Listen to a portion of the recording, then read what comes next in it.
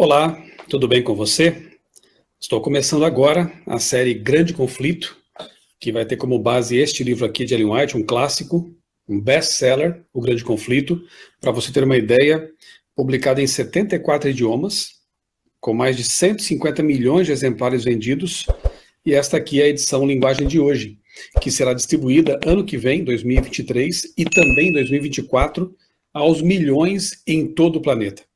Vai ser o livro do projeto Impacto Esperança, o livro missionário que nós, adventistas, tradicionalmente já temos distribuído aí ao longo dos anos, outros livros, outras edições, outros temas, mas nestes próximos 2 anos o livro será esse aqui, o livro Grande Conflito, com todos os capítulos da edição já conhecida, mas uma linguagem atualizada, num formato adequado para a distribuição em massa, como será feito. Como eu disse, aos milhões. E eu quero começar aqui com você. Bom, na verdade eu já li esse livro aqui, já estudei muitas vezes e quero fazer de novo agora, neste formato, nessa edição aqui, com você.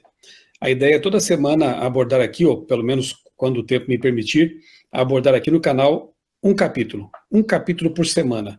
Eu vou lendo aqui algumas partes que me chamaram a atenção, compartilho com você e quero convidá-lo também a fazer a mesma coisa, a estudar o seu livro. Se você não tem ainda, quem sabe chegou o momento de adquirir aí o livro Grande Conflito, de Ellen White, e estudar. A minha ideia também com essa série aqui, a série Grande Conflito, é entusiasmá-lo com o conteúdo, para que você possa não só estudar, mas também participar animadamente no ano que vem, em 2024, desse projeto Livro Missionário Impacto Esperança. Eu tenho certeza de que esse livro, mais uma vez, vai despertar a mente, o coração de muitas e muitas pessoas, porque ele tem feito isso ao longo da história. Depois de mais de 1,5 séculos de publicado, o Grande Conflito continua levando pessoas até a palavra de Deus, até o Deus da palavra. Tem sido uma grande ferramenta realmente para a pregação do Evangelho.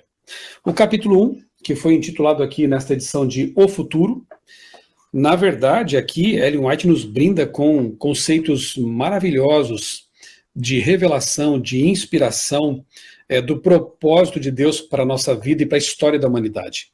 Eu, como disse, vou ler aqui alguns trechos, então, que me chamaram a atenção.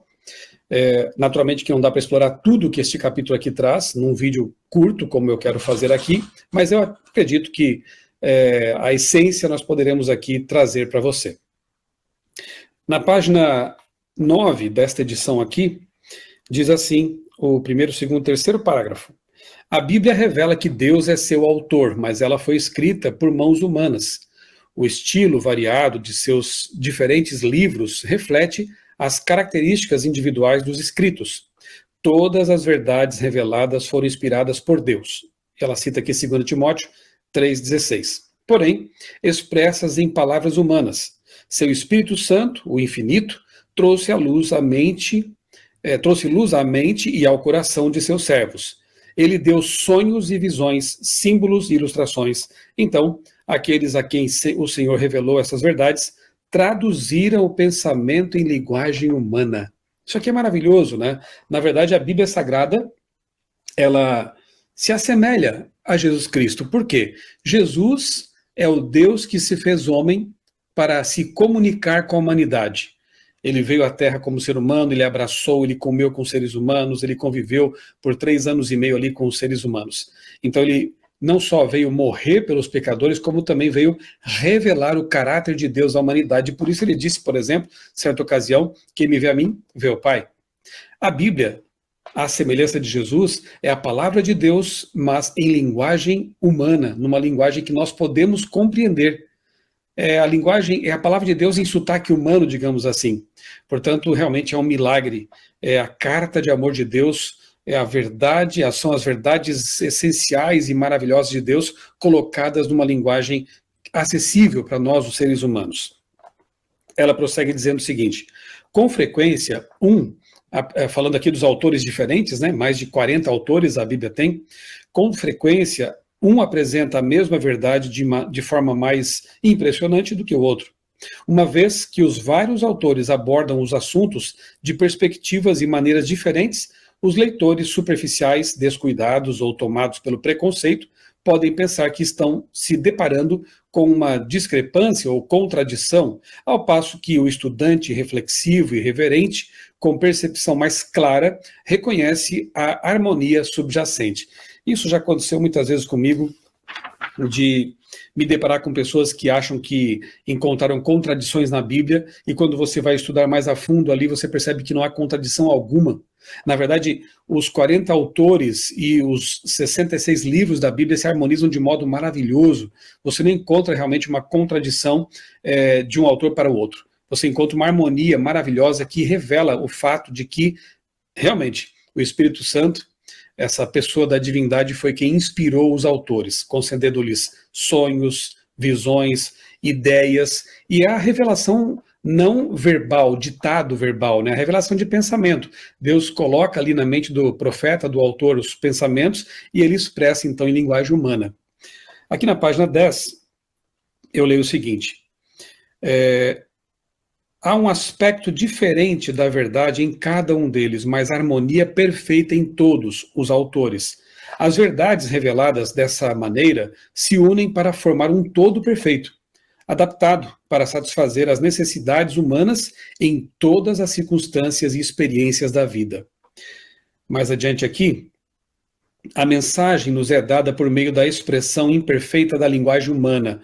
Mesmo assim, ela é o testemunho de Deus. O Filho de Deus, obediente e cheio de fé, identifica nessa mensagem a glória do poder divino, cheio de graça e verdade. Em sua palavra, Deus nos deixou o conhecimento necessário para a salvação. Devemos aceitar as Escrituras Sagradas como a revelação infalível e repleta de autoridade de sua vontade. Elas são o padrão do caráter, a revelação de doutrinas e a prova da experiência cristã. Toda Escritura é inspirada por Deus e útil para o ensino, para a repreensão. Aqui ela cita mais uma vez 2 Timóteo 3, 16, 17. Veja que para Ellen White, uma autora inspirada, nós cremos que uma autora, uma profetisa não canônica, tenho aqui meu canal, inclusive, vídeos sobre ela. Se você quiser conhecer um pouco mais Ellen White, a autora, e seu ministério, digita aí no buscador do meu canal, Ellen, com 2 L's, né? Ellen White, e você encontrará um farto material sobre a vida e o ministério dela. E ela diz então que a Bíblia, ela é a revelação infalível e repleta de autoridade da vontade de Deus. É claro que, como ela também diz, né, a linguagem humana é imperfeita, é limitada, mas mesmo assim, a Bíblia é a palavra de Deus revelada pelo Espírito Santo. Mas ainda o nosso Salvador prometeu dar o Espírito para abrir a palavra a seus servos, iluminá-los e ajudá-los a aplicar seus ensinos. Uma vez que foi o Espírito de Deus quem a inspirou, quem inspirou a Bíblia, é impossível que seus ensinos sejam contrários aos da palavra de Deus. Por exemplo, se algum pregador aí que se diz profeta começa a pregar que os mortos estão no inferno, ali sendo punidos eternamente, ou então que o sábado deixou de ter validade, agora é o domingo, dia de guarda, enfim, o que podemos comer qualquer tipo de coisa porque isso foi abolido, podemos comer carnes imundas e beber bebidas alcoólicas, você já fica sabendo de antemão que essa pessoa não fala por Deus. Que a mensagem do Espírito Santo não vai se contradizer. Pregadores modernos, atuais, têm que falar de acordo com a palavra de Deus, que é o aferidor, né, maior, a suprema revelação de Deus. O Espírito Santo, que revelou verdades aos profetas, não iria revelar ideias diferentes para os modernos profetas. Isso já então é um critério para que nós possamos saber se uma pessoa fala em nome de Deus ou se ela fala por si mesma. Mas ainda a obra do Espírito Santo tem sido maculada pelos erros de pessoas que alegam ser iluminadas pelo Espírito e então dizem que não precisam mais da palavra de Deus para guiá-los. É um outro erro muito comum nos nossos dias. Pessoas que se baseiam mais na experiência, por mais subjetiva que ela seja, na experiência mística delas com Deus e não na palavra. Pessoas que dizem que não precisam mais da palavra de Deus para serem guiadas, porque elas já são guiadas diretamente pelo Espírito Santo. Veja como foi a atitude de Jesus nos tempos dele. Ele sempre enalteceu a palavra de Deus. Isso que naquele tempo só havia o Antigo Testamento. Ele sempre dizia, errais não conhecendo as Escrituras, examinais as Escrituras, o que ledes na Escritura, sempre apontando para a palavra de Deus. Lá no deserto da tentação, quando foi confrontado por Satanás, Jesus venceu a batalha citando a Bíblia corretamente, no contexto correto. Então, realmente é uma grande falácia pessoas que dizem que não precisam mais da Bíblia porque são guiadas diretamente pelo Espírito Santo, sendo que o Espírito Santo conduz os servos, aqueles que querem servir a Deus, à Bíblia, sempre. Página 11. Em harmonia com a palavra de Deus, seu espírito continuaria a trabalhar no decorrer da era evangélica. Também menciona profetas em diferentes eras cujas mensagens não foram registradas. Tem o caso de Natã, temos ali o caso de João Batista no Novo Testamento, temos Hulda no Antigo Testamento. De fato, são profetas não canônicos, profetisas não canônicas. Não escreveram partes, não escreveram textos que foram preservados como Bíblia. Os profetas bíblicos são os canônicos. Isaías, Jeremias, Daniel, Ezequiel, Abacuque, Sofonias, João, Apocalipse, Paulo. Esses são profetas canônicos, porque seus escritos foram preservados por Deus na Bíblia.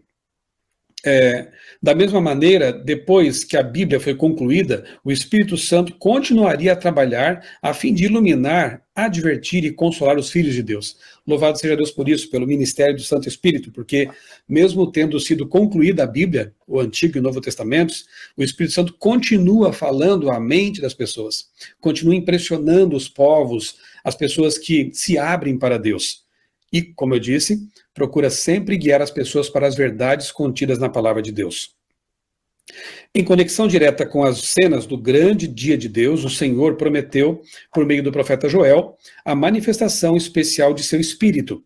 Joel 2, verso 28. Essa profecia se cumpriu parcialmente por ocasião do derramamento do Espírito no dia do Pentecostes. Entretanto, vai se cumprir por completo na demonstração da graça divina que acompanhará a obra final do Evangelho, a chuva serôdia, mas isso é assunto para o futuro. Este livro aqui vai tratar disso aí e nós vamos analisar aqui também nos nossos vídeos. Página 12. Eu destaco aqui o antepenúltimo parágrafo, ou penúltimo parágrafo. Satanás, em todas as eras, Satanás tem tentado continuamente fazer uma representação incorreta do caráter de Deus, levar as pessoas a se apegarem a um conceito falso do Criador e vê-lo com medo e ódio em vez de amor. O inimigo procurou descartar a lei divina, fazendo as pessoas pensarem que estão desobrigadas de seus requerimentos. Ele persegue aqueles que ousam resistir aos seus enganos. Podemos ver essas coisas na história dos patriarcas, profetas e apóstolos, dos mártires e reformadores. Sempre foi assim. Pessoas que tentaram pregar as verdades da palavra de Deus, pessoas que tentaram, deram a vida para divulgar a palavra, traduzir a palavra, imprimir a palavra, foram perseguidas por Satanás. E hoje não é diferente. Pessoas que procuram pregar a Bíblia e a Bíblia só, pessoas que procuram destacar o princípio do sola escritura e anunciar as verdades contidas na palavra, têm sido perseguidas também em todo o mundo. E não será diferente à medida que o fim se aproxima.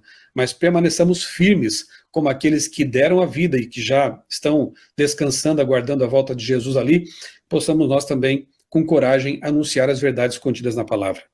E a última página aqui deste capítulo, O Futuro, eu destaco o seguinte: em alguns casos, nos quais o historiador agrupou os acontecimentos fazendo uma explanação ao mesmo tempo sucinta e abrangente do assunto, ou resumiu os detalhes de forma conveniente, suas palavras foram citadas. Aqui ela fala do processo dela, processo inspirado que ela mesma seguiu para escrever este livro, especificamente este livro, e outros mais, claro, mas ela fala aqui do Grande Conflito, em que ela também aproveitou fontes confiáveis do tempo dela, ou trechos de fontes, trechos confiáveis de algumas fontes históricas. Ela cita bastante aqui, por exemplo, Daubigné e outros historiadores. Claro que, assim como fez com Lucas, por exemplo, o Dr. Lucas, que escreveu o Evangelho, Lucas não esteve com Jesus, não conviveu com Jesus, como aconteceu com Mateus, Marcos e João, mas ele pesquisou a vida de Cristo. Com certeza entrevistou pessoas, leu documentos, mas o processo foi também guiado pelo Espírito Santo, portanto, um livro igualmente inspirado tanto quanto Mateus, Marcos e João. Aqui neste livro, O Grande Conflito, nós cremos também dessa forma, que Ellen White foi guiada por Deus, não só ao escrever coisas que Deus mostrou para ela, mas também ao pesquisar temas, assuntos, trechos, citações que estão de acordo com a realidade. E ela fala sobre isso aqui também. E o capítulo encerra da seguinte forma. Último parágrafo. O propósito deste livro é mostrar as cenas do grande conflito entre a verdade e o erro, revelar os enganos de Satanás e como podemos resistir a ele com sucesso, apresentar uma solução satisfatória para o grande problema do mal, lançando luz sobre a origem e o fim definitivo do pecado, de uma forma que revela plenamente a justiça e a bondade de Deus em todo o seu relacionamento com suas criaturas, demonstrando a natureza santa e imutável de sua lei. Minha fervorosa oração, diz Ellen White, é que, por meio da influência deste livro, O Grande Conflito, os leitores sejam livrados do poder das trevas e se tornem dignos de participar da herança dos santos no reino da luz, para o louvor daquele que nos amou e se entregou por nós. Você percebeu como temos realmente coisas muito importantes neste livro? E como vai ser realmente muito importante distribuí-lo no ano que vem, em 2024? Com certeza. É um livro essencial, uma saga milenar e seu final surpreendente. Não perca esses resumos que eu farei aqui, esses comentários que eu falei, como eu disse, toda semana, ou quanto aí o tempo me permitir, um capítulo para a gente analisar, estudar e com certeza ser abençoados também por esse estudo. Tá ok? Um grande abraço, Deus abençoe grandemente a sua vida e também a sua família.